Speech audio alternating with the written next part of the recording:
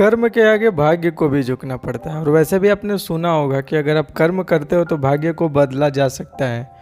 कर्म रेखाएं, भाग्य रेखाएं जो होती हैं बदलती रहती हैं और इन्हें कर्म के हिसाब से बदला जा सकता है। एक बच्चा था, वो एडमिशन करवाने गया स्कूल में। बहुत पहले की बात है ये। और उस समय जब वो एडमिशन कराने गया तो उसके गुरु ने पहले उसके हाथ में उसकी विद्या रेखा देखी।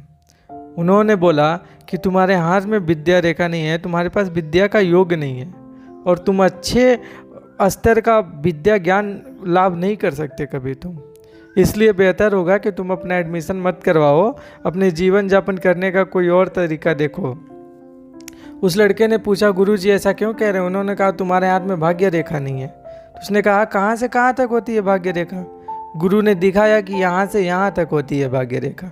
और उस लड़के ने उनके सामने ही चाकू से लेकर के वहाँ से वहाँ तक काट के बोला, गुरुजी अब देखिए भाग्य रेखा बन गई क्या?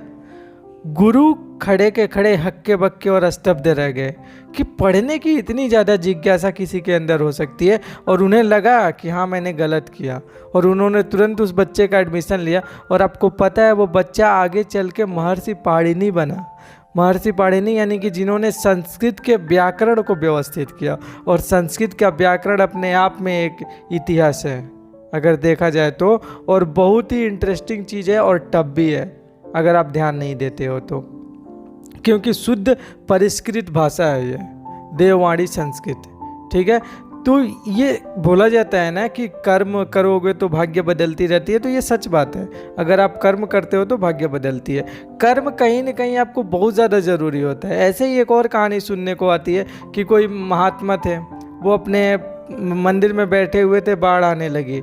बाढ़ जब आने लगी, इन्होंने क्या बोला कि भगवान मुझे बचाएगा, और ये वहाँ पर बैठे रहे। ठीक है, उसके बाद एक नाव वाला आया। नाव वाले ने बोला, अरे महात्मा जी क्यों डूबे जा रहे हो?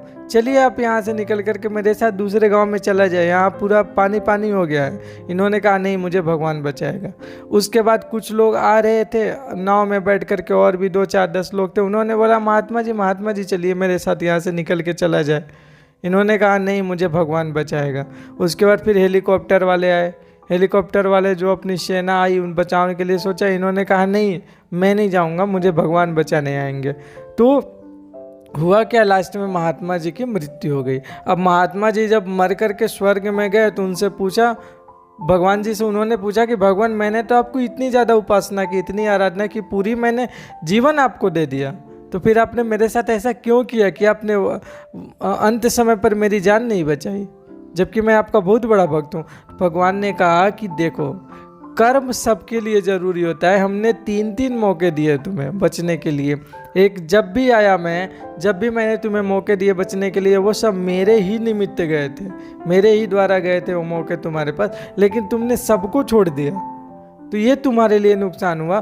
कुछ ना कुछ तो तुमको कर्म करना जरूरी है, तुम कर्महीन नहीं हो सकते कभी भी। और इसके नाते उसने स्वीकार किया साधु ने कि हाँ सही है, ये मेरी गलती है। तो आप भी, जो लोग भी कहते हैं कि मेरे भाग्य में ये नहीं है, मेरे भाग्य में पैसा नहीं है, मेरे भाग्य में विद्या नहीं है, मेरे भाग्य में अच्छा परिवार नहीं है, मेरे भाग्य में सुख नहीं है, वो सब ढूंढा जा सकता है। वो सब आपके अंदर है और आप उसको क्रिएट कर सकते हो। बट आपके अंदर वो जिज्ञासा होनी चाहिए, आपके अंदर वो जो है इच्छा शक्ति होनी चाहिए, दृढ़ इच्छा शक्ति होनी चाहिए उसको पाने के लिए। वरना दुनिया की हर एक चीज़ यकीन मानो आसान है पाना, और ये कब लगता है उनसे पूछो ना जो पा चुके हैं। हाँ सही है, उन्होंने संघर्ष किया, लेकिन पाने के बाद भी पूछो कि कितना अच्छा लगता है उन्हें। बहुत ज़्यादा टफ नहीं है, बस आपके अंदर एक चीज़ तो होनी चाहिए, वो है दृढ़ इच्छा शक्ति और आत्मविश्वास। अगर ये 2 चीज़ें नहीं हैं तो आप दुनिया में कुछ भी नहीं कर पाने वाले हो, कुछ भी नहीं कर पाने वाले हो। और डरने की, अगर किसी से आप डरते हो ना तो हटा दो ये चीज़, क्योंकि बहुत ज़्यादा नुकसान करने वाला है। तो अगर अच्छा लगा हो आप लोगों को तो लाइक, सब्सक्राइब और शेयर करिए। धन्यवाद।